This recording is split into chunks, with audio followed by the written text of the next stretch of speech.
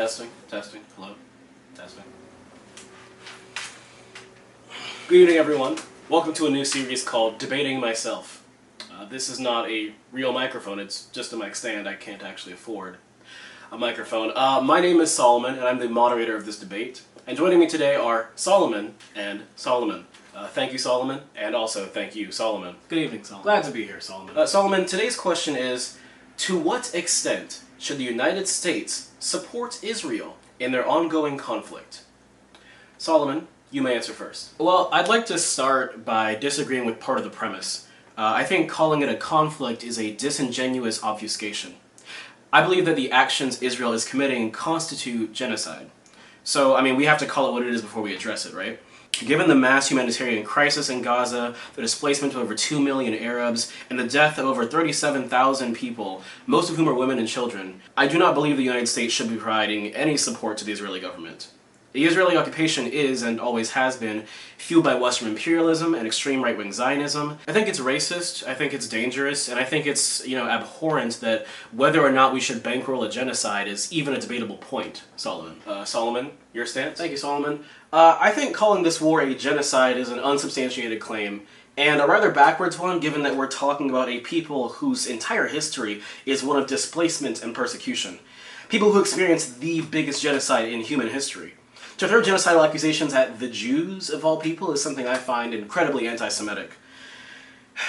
The Israelis are, and has since their conception, been acting in self-defense from their hostile neighbors. And furthermore, the USA is Israel's biggest backer for both moral and strategic reasons. I believe it is imperative, not just for US interests, but for global interests, that this status quo remains. Thank you both.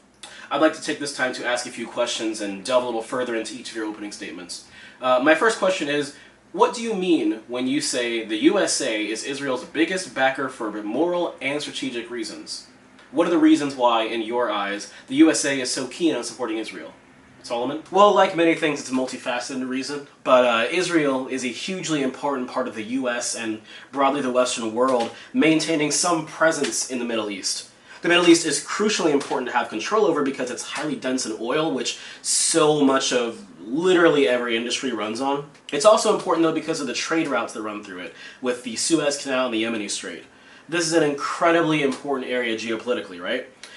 If the US lost power in the area, then other global powers like Russia or China could seize influence. It then follows that it's in the West's best interest to have power in the area. I see. There's also a few moral arguments as to why we should support them. I mean, a lot of them are religious in nature, and as someone secular, I don't give too much credence to the whole rightful religious homeland argument.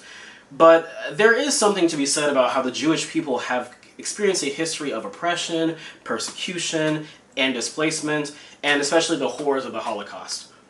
Most older Americans in support of Israel recognize the need for a Jewish homeland. I think it's only fair given what they've been through. Plus, they're a Western democracy and most Americans are generally in favor of supporting countries that are democratic as opposed to ones that aren't. And it's not just our politicians. I mean, American citizens have long-standingly been in support of Israel. Israel being viewed more unfavorably than favorably is more of a recent phenomenon. Okay then. Solomon, your response? Well, Solomon, I think that the USA has a bit of a narcissistic hero complex. I think we keep sticking our fingers everywhere in the world stage, often, I believe, to the detriment of the marginalized. We don't need to be the world's police, we don't need to be involved in every area on the globe, and in terms of the moral argument presented, I would say that, one, the vast majority of them are religious in nature, and we want to keep things secular here, right? And two, the Palestinians are also deeply a people with a history of oppression, persecution, and especially displacement. Especially now. The wants of Zionism might originate from an understandable post-persecution climate, but Israelis are only in the position they are now because of unfair British colonialism. And they've only maintained this presence with illegal expansionism and blank checks given to them by the United States. Okay, so my next question is actually for you then, Solomon. Genocide is a big accusation. What evidence do you have to accuse Israel of genocide? So, genocide is an internationally recognized crime where acts are committed with the intent to destroy, in whole or in part, a national, ethnic, racial, or religious group. This can include killing members of the group, causing serious bodily or mental harm to members of the group, deliberately inflicting on the group conditions of life calculated to bring about its physical destruction in whole or in part, imposing measures intended to prevent births within the group, and forcibly transferring children of the group to another group. On these 5 counts, I think a good chunk of people believe Israel is guilty of all of them. I mean, South Africa even felt it had enough evidence to bring charges of genocide to the International Court of Justice, the ICJ. If the United Nations is deeply concerned about the humanitarian crisis going on, and it has expressed multiple times that Israel is committing war crimes, then I believe calling this a genocide is not a stretch, it's just reality. Okay, Solomon, what is your response? First of all, I want to clarify that elimination of a political or social group does not count as genocide. If Israel's war is with Hamas and only Hamas, it wouldn't fit that criteria of genocide. Secondly, if you want to use the large number of deaths to say it's a genocide, I'd encourage you to look at the death tolls of the commonly agreed upon genocides. The death toll in Gaza is 37,000. That's a lot of people. Obviously, that's really bad. But in Rwanda, their genocide was 800,000 people. In Armenia, it could have been up to 1.5 million people. And in the Holocaust, there were over 6 million Jews killed. Now, it is true that over 1.8 million people have been displaced, but the number of people killed in Gaza so far has only constituted 1.85% of their population. Compare this less than 2% of population in Gaza to the Holocaust, which killed 2/3 of all Jews living in Europe at the time. I mean, compare this less than 2% to the 77% of Tutsis killed in the Rwandan genocide. Look, I know things are tragic right now, but I think there's this thing going on where we see a large death toll and immediately scream genocide. But if numbers of death are your metric, this looks way more like a war than an extermination.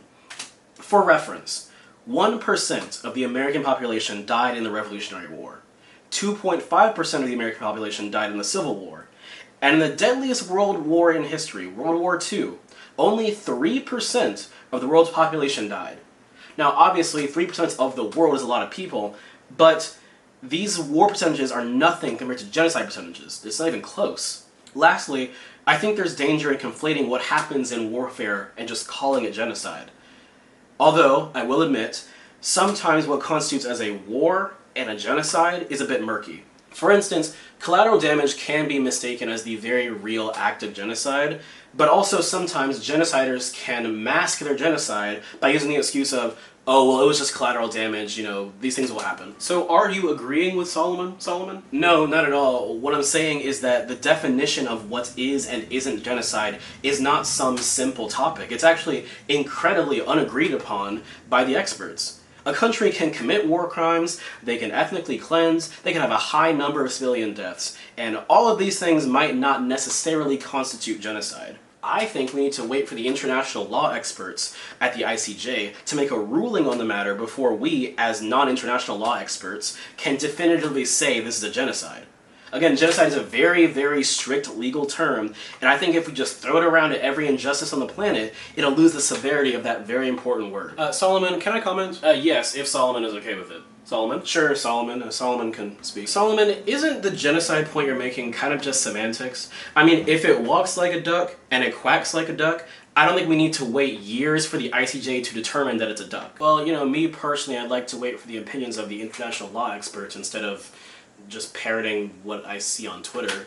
But, okay, let's say somehow that the ICJ thinks there isn't sufficient evidence to convict Israel of genocide. Somehow, right? Even if that were the case, it would still be under Article 4 of the Geneva Convention for members to prevent and punish genocidal actions. We have obligations to prevent genocide if there's reason to believe it could be happening.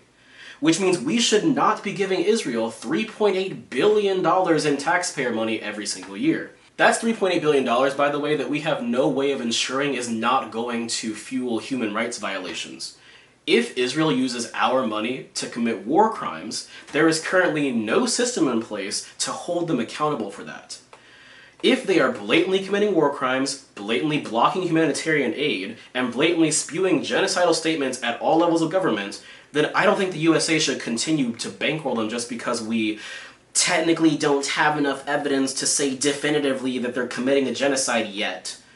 their actions are still brutal, and I do not believe we should be supporting them in any capacity. Well, if you want to talk about brutality, you'd have to condemn Hamas as well, which is something most pro-Palestinian protesters can't seem to do. I mean, pretty much every international body has recognized them as a terrorist organization who commits a shit ton of war crimes themselves, especially on October 7th. But I think their response to that violence has been incredibly disproportional. Nearly 1,200 innocent Israelis were killed on October 7th, and close to 200 of them were taken hostage, okay? I think we're both in agreement that that's atrocious and it should be condemned. But in the months that have followed, 37,000 Gazans have been killed. A death toll of 37,000 for an assault that killed, 1,200 seems a little bit much to me. That kind of response is like if someone stabbed me and then I nuked their entire city. Israel is clearly violating the law of proportionality. Sorry, can you define proportionality? Proportionality is a concept in humanitarian law. Basically, every military action, even those done in retaliatory self-defense, has to take into account the civilian cost of the action they're doing in regards to how much military advantage they expect to gain from the situation. So, in other words, if I plan to bomb an entire city full of people just to kill one or two terrorist leaders, that action probably breaks proportionality, unless killing those one or two leaders would prevent more loss of life than the thousands I plan to remove with them. So, I have a question. If Hamas attacks you, and you aim to eliminate them, which you are totally within your rights to do because they are an organization, not a religious or ethnic group, how do you achieve this goal of eliminating Hamas while minimizing civilian casualties? Especially in a geographically challenging area like Gaza, and especially with a callous enemy like Hamas. What exactly do you mean by geographically challenging and callous enemy? I mean that strategically it is very, very hard to attack Hamas and only Hamas, given both Gaza's densely populated infrastructure and Hamas's war tactics. In war, okay, there are differences between civilian objects and military objects. Civilian objects usually include things like hospitals, universities, religious monuments, schools. Typically, it's a war crime to directly attack civilians and civilian objects. We want to minimize innocent civilian casualties, right? Hamas, however, has a reputation of using civilian objects to hide military objects and targets. And they mainly do this through an elaborate system of tunnels that often have entrances in civilian areas like hospitals and go underneath them as well. This process is called using human shields. It's a war crime Hamas frequently commits, and it makes it very hard for Israel to attack only Hamas since they're hiding amongst their own people. So I would be dubious of the human shields excuse. It's a very common thing we hear in this discussion. We don't have a lot of definitive proof that they're doing this as an intentional way to make it harder for Israel to attack them without committing war crimes. It could be that they're operating in or around civilian areas out of necessity, especially given Gaza's infrastructure and the fact that Israel has destroyed many of the other places where they could have operated. I mean, I just don't think it's much of a choice of where they can launch missiles. They can't exactly leave Gaza due to the walls and strict restrictions of exits like Rafah. And even in cases like the Al-Shifa hospital, where Israelis claim to have arrested hundreds of militants operating out of it, that doesn't give Israel the right to bomb the many other hospitals or civilian locations just because some of them are going to have militants in them. Let me put it like this.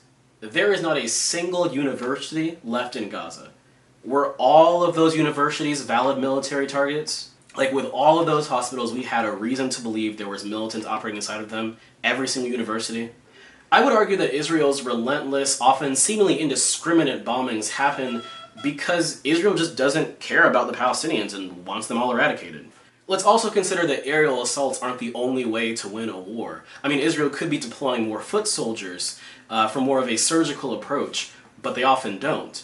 And I wonder why that is. Well, why would they do that when it would be much more dangerous and inefficient for their soldiers? As a combat strategy, a boots-on-the-ground invasion of Gaza would be extremely inefficient. The IDF does not have the same kind of local knowledge of the terrain. They'd be very susceptible to snipers and guerrilla tactics. I mean, these tunnels that Hamas operates out of are deep underground, they are deeply guarded, and they're generally a major risk to try to approach on foot. It is much, much better to launch heavy bombs when dealing with these trenches. It does save more IDF soldier lives, but it comes at the cost of way more Gazan lives. Yeah, but you're essentially telling Israel that they should care more about the lives of Palestinian citizens than their own Israeli soldiers. All the while Hamas is committing war crimes by operating the way they do. I mean, to me, it doesn't really matter if Hamas is launching missiles near civilians because they have to. It's still knowingly endangering those citizens they're supposed to be fighting for. Okay, even if Hamas is committing war crimes in the way they conduct combat, which is a very real possibility, Article 4 of the Geneva Convention still states that it's on Israel to play by the rules and minimize civilian casualties. You can't, like, fight war crimes with war crimes, even though that sounds really unfair. Especially not if you're Israel and you have the more than enough money to make a more surgical approach and prevent civilian deaths. Yeah, these are the same civilians who, by the way, democratically elected Hamas into power. If they didn't like Hamas's extremely militant approach or their extremely violent rhetoric, they wouldn't have elected them.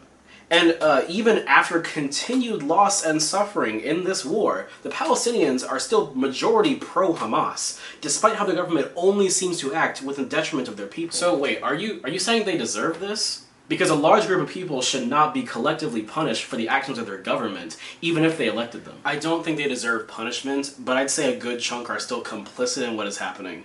A recent July poll from the Palestinian Center for Policy and Survey Research found that, despite the tragedies of the war, 2/3 of Palestinians still support the October 7th attack. 2/3 still support the October 7th attack, and about half of them expect Hamas to win this, despite evidence to the contrary. Okay, but all Palestinians should not have to be eradicated and genocided just because of what happened on October 7th. Like, I feel like I shouldn't have to make that argument. Like, Solomon, let's stay on course, okay? As a reminder, the original question was, to what extent should the United States support Israel in their ongoing conflict? But I do now have a supplemental question to the main question. The next question is, do you believe a two-state solution is actually possible? Let's start with Solomon. I think a two-state solution would be really good if Israel didn't seem committed to making the area a one-state by force. I mean, what's going on in the West Bank right now, that's not Palestinian autonomy. It's illegal to occupy that territory. It's a war crime, actually. And then when a place like Gaza exists, where there's even a faint hint of self-determined Palestinian governance, it is blockaded, it is economically sanctioned, it is heavily controlled, and then it's bombed to oblivion. So I would love a two-state solution, but Israel does not seem willing to give up any of the land they've stolen since 1948. And honestly, I don't even think they want to return to the 1967 borders. Camp David, the Oslo Accords, I don't believe any of these peace agreements have actually been fair to the Palestinians, because they don't address, with justice in mind, their main concerns, like the status of Jerusalem and the right of refugees to return to their homes. Okay, alright, two things. One, when Hamas won the 2006 election, they made it very clear that their platform was anti-Jew. Just blatant anti-Semitism and Jew hate. I'm not trying to be hyperbolic, it is what it was. The 1988 Hamas Charter literally states, "The day of judgment will not come about until Muslims fight the Jews, when the Jew will hide behind stones and trees. The stones and trees will say, 'O Muslims, O Abdullah, there is a Jew behind me, come and kill him.'" I mean, that is Hamas, right? The same Hamas that the majority of Palestinians still support. Honestly, I'm a little surprised that Israel even left the Gaza Strip after the Second Intifada, because, you know, these people were lurking in the area. Now, when these people, these blatant anti-Jew haters, these people gain power in that area, I think it's completely justified to blockade them, to provide economic sanctions, and to restrict them, and to build a wall. Like, I think that's all really justified, given that that's their position on Jews. Why would you not do that when they literally directly state they want to kill you? Which brings me to my second thing, and this is going to sound harsh. Like, I'm fully aware of how harsh this is going to sound, but I don't think war has ever been a particularly kind topic, so... Okay, what is your harsh take? Okay, my very harsh take is that Palestine is not going to win this war militaristically. There's just, like, no freaking way. I mean, whether you think it's a good thing or a bad thing, Gaza is rubble right now. They barely have anywhere to operate from. Even Netanyahu's bestie Biden recommended that Israel stop the assault because he believes Hamas is no longer a serious military threat to them. That's how ruined shit is. And also, they barely have any military allies in the area. No Arab country in that area is about to send a bunch of reinforcements to Palestine because they know it would trigger the United States, who a lot of them have diplomatic ties with.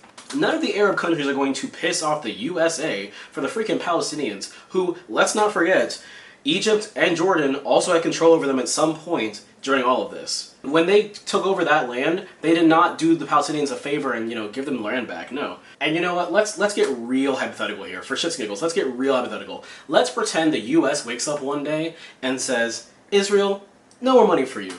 No more money for you, not a dime. In fact, take an embargo too. Let's pretend US would ever do that, right? I think Israel would say, okay, y'all are fake, but whatever, and continue bombing Gaza relentlessly. We are fueling Israel, but they are a very capable military without us. I mean, they showed us this during the Six-Day War, didn't they? This whole situation with Israel and Hamas is basically David and Goliath, except David is attacking with his bare hands, and Goliath is like running him over with a giant-sized tank. But David, blinded by a justifiable hate, does not learn his lesson. Can we name a single time where Hamas has attacked Israel and ended up in Palestine's favor? Can we name a single time any Palestinian attempt at violence ended up in Palestine's favor?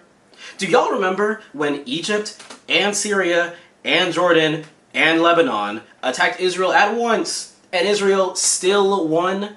And this was before they had nukes? Like, we think the Palestinians have a shot militaristically, which is crazy, because every single time they poke the bear retaliates way stronger. Maybe too strongly in this case, but still, you'd think that after getting your ass handed to you in every single conflict, you would stop fighting and start thinking diplomatically. That kind of diplomatic thinking is what led to the Oslo Accords, but I don't buy that Hamas is actually committed to a two-state solution. They've said they will lay down their weapons if we go back to the 1967 borders. But they've also repeatedly said they're not going to stop until there is a Palestinian state from the Jordan River to the Mediterranean Sea. From the river to the sea includes land that is now Israel's. Again, this is going to sound harsh, but I think Hamas is actually delusional, and that delusion is harming the Palestinian people. Hamas needs to stop, and Palestinians have to stop supporting Hamas. So you're saying the Palestinians should just give up? Give up fighting, yes. You cannot do the same thing over again and over again and over again and expect a different result. That's insanity. A fair amount of these people wants all of their land back from like 70 years ago. All of it. But I am sorry, that is not controlled by you anymore. Historically, it was controlled by the Ottomans, and then the British, and now it's the Jews. But that's conquest. That is imperialism. Other people are there now, and no matter how unfair it is, you're not getting that land back. You are understandably mad, but for your own good, you cannot be delusional about your status. Do you hear how horrible you sound? Dear oppressed people, just stop fighting. With love, Israel. Well, the alternative is that they just keep poking the bear until the bear wipes them off the area completely. Israel is dealing with an enemy that, on record, several times, has stated that they do not want a coexistence with the Israeli people. Here's a direct quote from officials in 2012. Ready? The Palestinian state will come from resistance, not negotiation. There will be no concession on any inch of the land. We will never recognize the legitimacy of the Israeli occupation, and therefore there is no legitimacy for Israel. What incentive does Israel have to stop fighting when their enemy clearly won't either? And also, isn't this what you want, like a stop to the fighting? Don't you want a ceasefire? I want a stop to the genocide, yeah, but that also requires concessions from Israel. It would require, removal of their illegal settlements in the West Bank, the restoration of Gaza now that it's gone, the allowance of millions of displaced Arabs to return to their rightful homeland. I mean, hell, even the recognition of the Palestinian state and people. Basic human rights. Justice for the crimes of imperialism. As a country, we should be doing what is right, not just what benefits us. Also, Israel is losing support on the world stage for their actions here because they're that horrendous. They're going to be viewed as genocidal for the rest of their history if they don't strike an agreement with the Palestinians. This would be far from the first time that the world has viewed the Jews as unfavorable, although this time it's coming from leftists. Okay, don't pull the anti-Semitism card here. In this particular instance, criticism of the Jewish government is justified. Is it not also justified to say that for peace to happen, Hamas needs to concede as much as the Israelis do? You know, personally, I think the Palestinians have conceded enough. Don't you?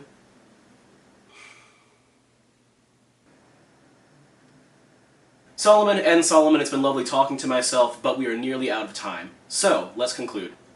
The original question was, to what extent should the United States support Israel in their ongoing conflict? Well, what are your thoughts, Solomon? You want my thoughts on this? Yeah, we are just metaphors for how your brain processes different arguments, so, like, how do you actually feel about this issue? Oh. I would say, first of all, that this topic is way more nuanced and complicated than anybody online is giving it credit for. Like, it's really easy to just scream Free Palestine if you haven't actually dug very deep into the topic.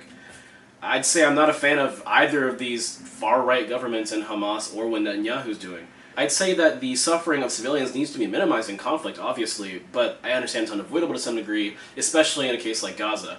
I'd say the USA has a history of colonialism and meddling in world affairs that maybe we shouldn't have been meddling with, but I also recognize as an American that I directly benefit from this kind of meddling. And also, this is going to sound really selfish, but I think I would rather be in the country that has the most influence over the world as opposed to being in a different country that isn't as powerful. So you like the benefits of America at the expense of the Palestinians. Make it make sense. No, I don't want innocent people to die or be displaced just so I as an American have an advantage.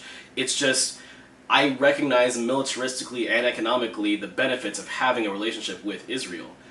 I also recognize the unlikeliness that that fact is going to change. I really don't think that anyone in government is going to fully withdraw support of Israel aside from the very, very few people on the progressive wing.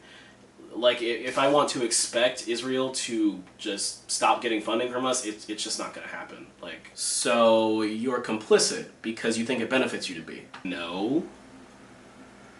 Well, at least I hope I'm not. There's no shame in reaping the benefits of someone else's turmoil. I mean, that's just how the world works and has always worked. I know it sucks, but, like, I'd rather be the beneficiary than the victim. That is fucking despicable. I can't believe you're on his side, Solomon. I really don't think I'm on his side. Look, okay.